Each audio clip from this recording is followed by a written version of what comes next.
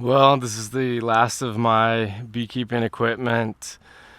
Um, as many of you know who followed me, I kept bees from 2012. I got one hive as a hobby in college, put it in the backyard of the house me and my roommates were renting, and um, one hive turned into 5 hives that season, turned into 10 by the end of the season, and I really enjoyed beekeeping and learning and the whole process of it all, which sent me on this whole honey journey and pulled me into nature a little bit deeper.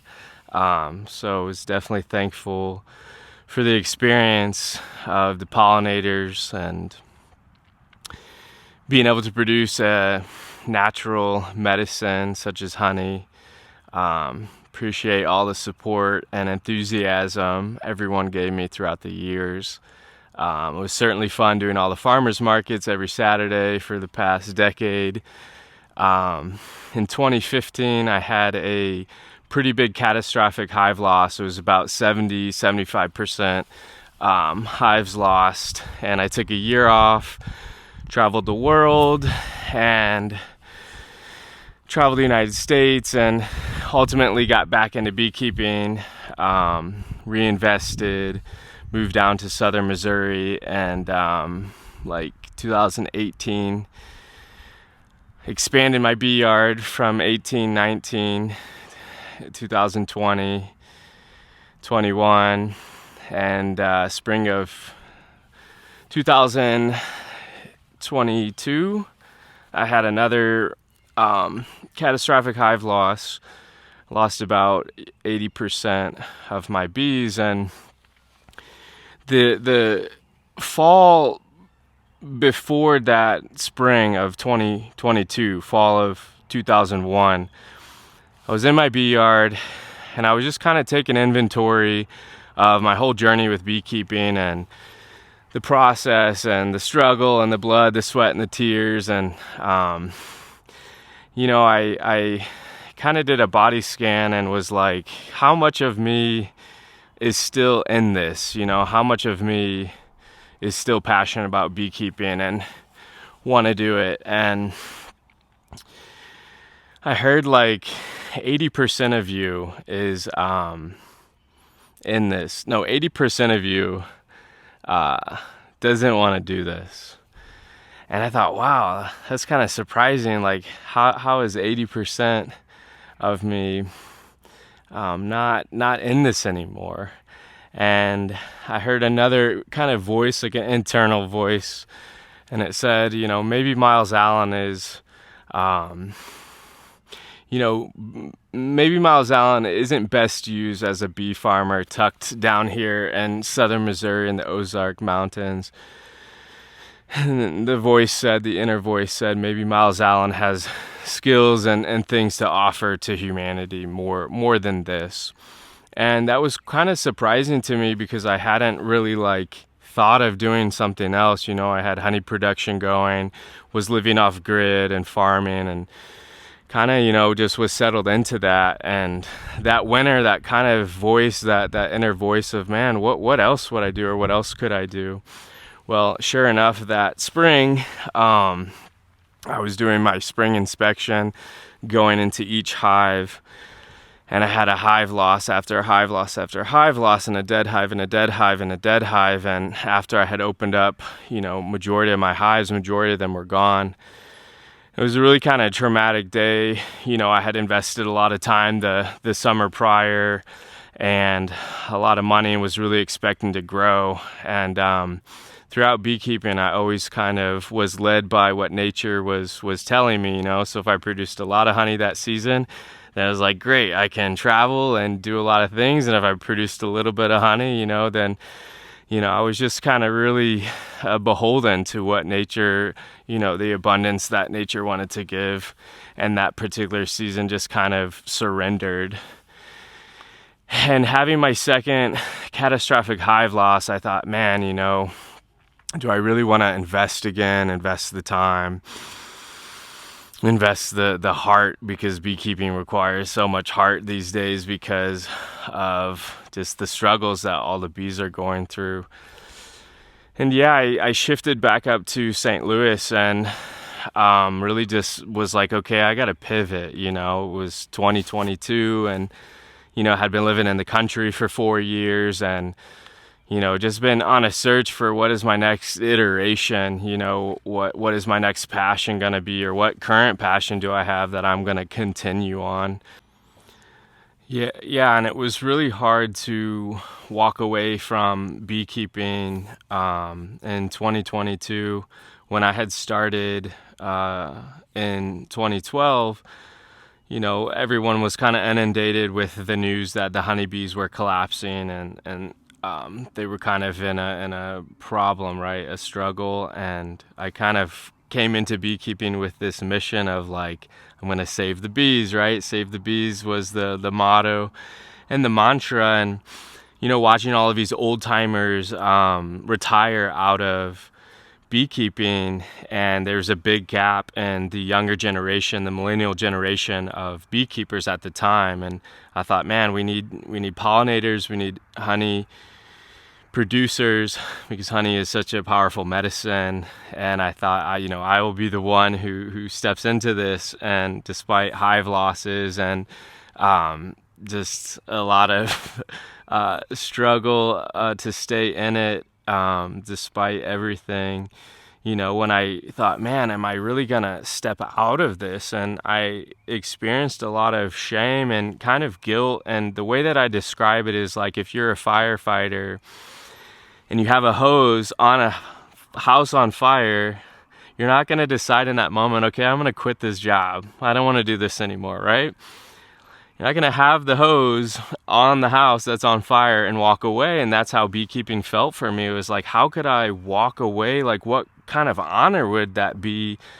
Or dishonor would I experience? And especially from people like, you're the bee man, you're the honey man, you're saving the bees. And I just had a lot of like judgment and weight around the sort of mission and the sort of obligation or duty that I was doing. I'm saving the planet, I'm saving the bees, and who would I be or who am I to walk away from that? A firefighter who's putting out the fire of the house, deciding to quit in the midst of that. The planet is on fire, right? Like we're losing all of these insects and these ecosystems. And so the weight of that was kind of what I confronted. 80% of me was just doing it out of obligation. Like I've done it every year and it's a mission to save the planet. And, I'm being rallied behind by all of my fans and, all of my community. And yeah, what do you move from beekeeping to what? It's like, what other career would I do that's as ecologically important to the planet? And so the weight of that really kept me in the game. And that one fall in 2021, when I took that body scan and really asked myself, like, honestly, like how much of my passion is still in it. And, it was about 20%, was there, and 80% of me really wanted to move on. And again, just processing that journey and, coming off of that sort of pedestal as a beekeeper and like really surrendering that, like, it was great to be identified as a beekeeper and a honey producer and, to be rallied behind and to leave that and walk away from that. And so, yeah, it's kind of been the past couple of years, just trying to pivot, re-soul search, what do I have to offer to the world? It's always kind of my mission in my mind. It's like, I definitely feel created to benefit the space that we're in. And beekeeping and honey production was definitely a way for me to do that. And I felt very honored to do that. But my season did end and I did, get to walk away from it or have walked away from it. So I just wanted to share sort of that aspect of it. In my bee yard, I became a Christian at 17 and, was in the church for about, 8 years. And I had a bee yard on 9 acres in Old Town St. Charles, and it was in this walnut grove of trees, these big trees that create this big canopy. And I got to go under that canopy in the mowed lawn and just kind of rest and look at my bees fly in and out of the hives. And when I left church in 2013, my my bee yard really became my sanctuary. It was the place that I prayed. It was the place that I communed with God at the time. And I have had so many breakdowns and cries and releases at my bee yard, even in southern Missouri. My bee yard always was this sanctuary for me, a place that I felt stillness, I felt peace. Myself made sense to myself. I just made sense when I was in my bee yard. I made sense of myself there. I felt at home on the earth next to my bee yard and my beehives, and getting to watch them fly in and out and kind of knowing each personality and knowing where each one was at. They provided me this really good aura, or this sort of safe space. And yeah, I mean, it was just, they held a lot of tears and a lot of hopes, and I prayed a lot in the bee yard, and it was always a powerful space for me to have, and just kind of reflecting on that right now. Yeah, but just wanted to do a video update, which I wanted to do, and 2021, just expressing that I've shifted out of honey production and beekeeping, and just wanted to thank everyone who supported me and rallied behind me and the wild hobby that turned into a honey business. And I don't know, people ask, am I going to get back into it? And maybe one day. I don't feel called to it again right now, but anyways, just want to share that. Appreciate everybody supporting honey, local beekeepers, and the honeybee and pollinators in general. So this is my first hive I got in college.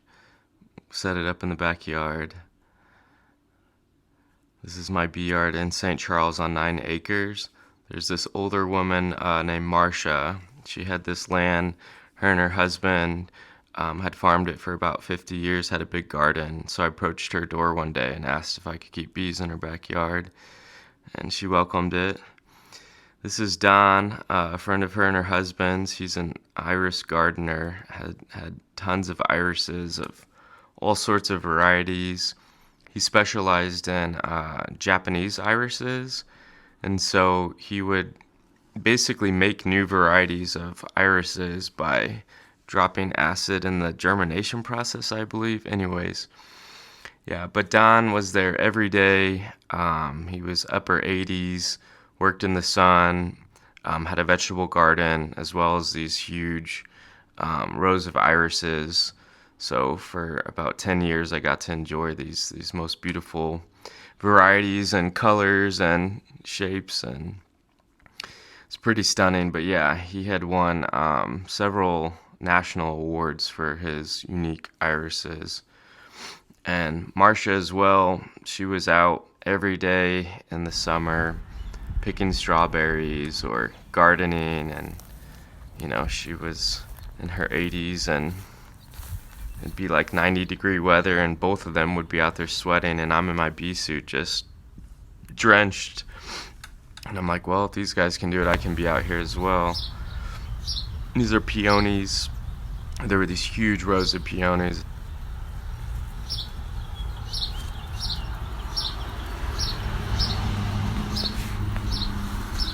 This is my mother. We had collected irises when the land got sold.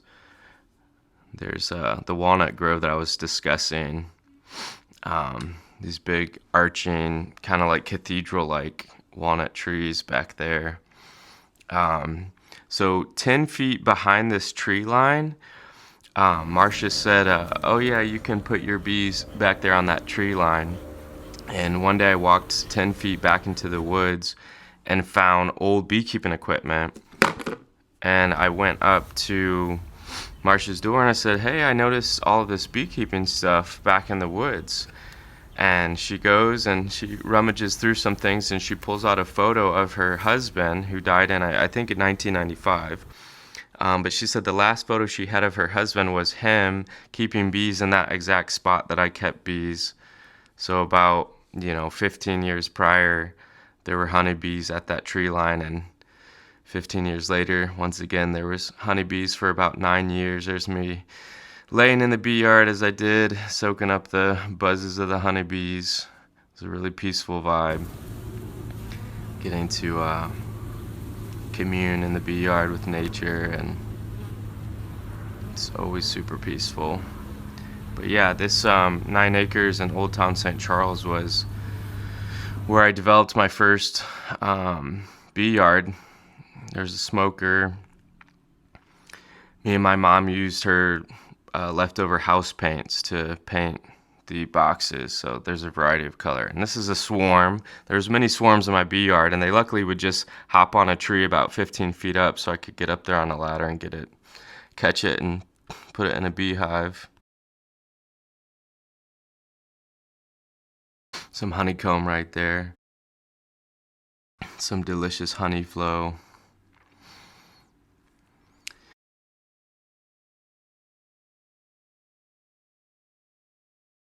The woman Marcia, was getting up in age, and so they decided to sell the 9 acres, and that kind of caused me to pivot. I was already kind of wanting to move off grid and be out in the country, and so it all kind of like worked out in good timing. So that was around 2017, 2018. Moved on to 10 acres in southern Mo. This is a stick I used. It's called an inch introducer. You can make it out of a piece of wood, but you're basically just reducing the entrance so the bees can defend themselves against pests that want to come in to the hive. These photos were taken by a friend, Nick Huber. Took really beautiful photos.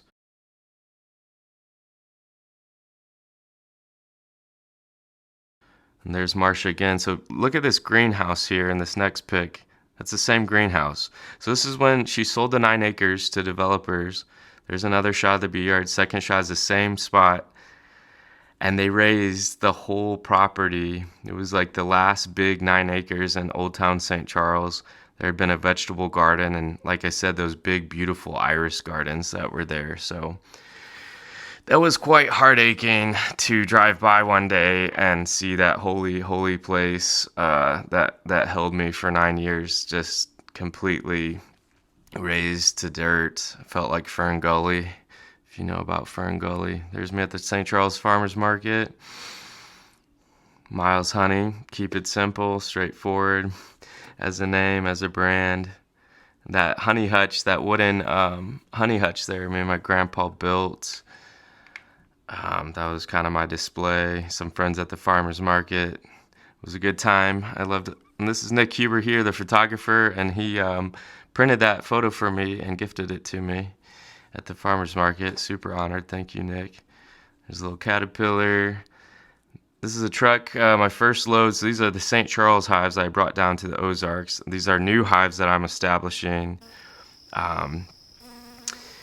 This is a mullein, Queen mullein. It's a nice medicinal herb plant that the honeybee there is pollinating, and you can see it's collecting pollen on its back legs there. So I loved being on that property with the honeybees, and taking hikes and different things and seeing where they went. And sometimes deep in the forest they would be under leaves and stuff. I don't know if they were gathering moisture like water, or if there was a fungus or something they gathered. There were so many mysterious observations I saw honeybees doing, just strange things that I hadn't heard about. There's no literature on it. This is a vast world of the honeybee. And again, that's the newly established hives. This is my favorite lichen. I love that color. More of the new hives. Yeah, so getting to observe the bees in real time, and such a vast world of what they're up to. And I really feel like we've only scratched the surface. And we do know that's mugwort interesting plant. This is the oldest beekeeper I've ever met. He's about 100, 102, I think. He was 101. Old Amish guy. He actually lived right north of me, and he had been a beekeeper for like 80 years. I couldn't really understand his language because he was Amish and spoke that sort of Pennsylvania Dutch or German, some Germanic language that they speak. Plus, he was just old. That's a huge swarm I caught in my Ozark hive bee yard. It's nice photo of the smoker in action. These are the two flavors of honey that came out of St. Charles and southern Missouri. The flavor profile is different to which region according to the flowers that are gathered. So I had an overlap in one year where I had beehives. This is the big expansion down in the Ozarks. I got to compare honey from the two different harvests.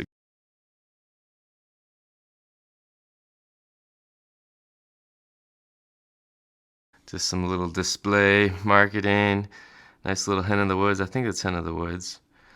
Some more pictures of that. A little more rail harvest there. Yeah, so I had really boosted up my hives and was just planning on expanding almost indefinitely. Um,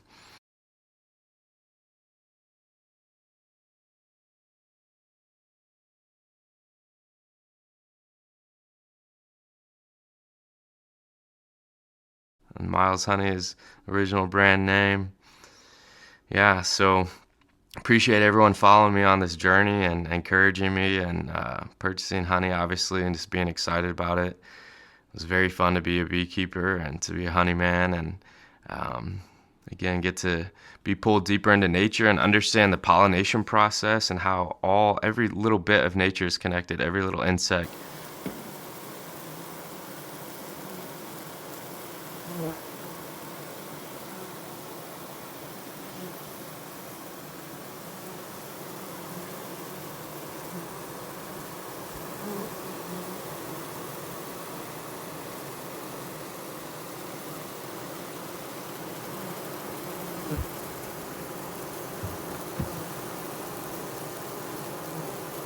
No way, dude. I can feel air coming out of this hive. They're blowing it out. They're ventilating to keep cool. I can like physically feel it. Feels like an air vent in a house. Beautiful bees. This is a very strong, healthy hive. Wow. Look how tall that is. The bee yard. Some of the beehives.